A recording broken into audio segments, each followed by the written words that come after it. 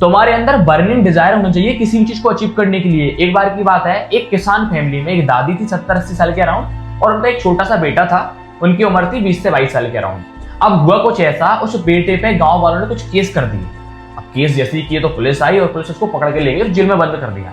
अब दादी परेशान, क्योंकि दादी के पास अपनी जीवन शैली चलाने के लिए एकमात्र खेत था, और बारिश के चलते सब लोगों ने अपने खेत की खुदाई करना स्टार्ट कर दिया, उसमें दाना डालना स्टार्ट कर दिया, लेकिन दादी का खेत आज भी बंजर पड़ा था। क्यों? क्योंकि कोई जुटने वाला ही नहीं था। तो दादी परेशान होकर एक चिट्ठी लिखती है अपने बेटे को कि बेटा, सब लोगों के खेत की जुताई हो गई है, हमारा खेत आज भी बंजर पड़ा है, अगर हमने खेत में दाना नहीं डाला तो हम भूखे मर जाएंगे। तो बेटा परेशान, अब बेटा जा भी नहीं सकता क्योंकि जेल के अंदर है।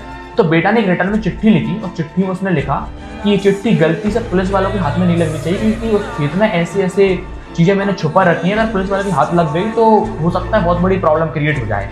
अब पहले चिट्ठी रिटर्न में अगर बेटे ने दी तो पुलिस वालों ने रीड की। अब पुलिस वालों ने सोचा कि हो सकता है इसकी जो भी काले कारनामे हैं वो उसने खेत में छुपा के रखे हों। तो पुलिस जैसे ही सुबह जाती है और पूरे खेत को कूद के चली जाती है, और जो दादी आती है वो भागती भागती बेटे से मिलने, और दादी बोलती है बेटा वो आए थे, कूद दिया खेत। बेटा बोल रहा था कि माँ आप ही तो परेशान थी, हमारी खेत की जुताई नहीं हुई थी, पुलिस वालों ने कर दी, कि मैंने वो चिट्ठी लिखी ताकि पुलिस वाले जुताई कर दें। देख रहे हो आप, I can do it attitude. अगर उस बंदा जेल के अंदर कर सकता है मेरे भाई, तो तुमने थोड़ी बेड़ियां पहन रखी हैं, तुम भी अपनी जिंदगी में कुछ भी कर सकते हो। बस उस चीज को करने के लिए तुम्हारे अंदर बर्निंग डिजायर होना चाहिए, आई कैन डू एटीट्यूड होना चाहिए। और बाकी हमारी तो सीरीज चली रही है, अगर अभी तक आपने फॉलो नहीं किया तो उस एनर्जी का पार्ट बनो यार, फॉलो करो।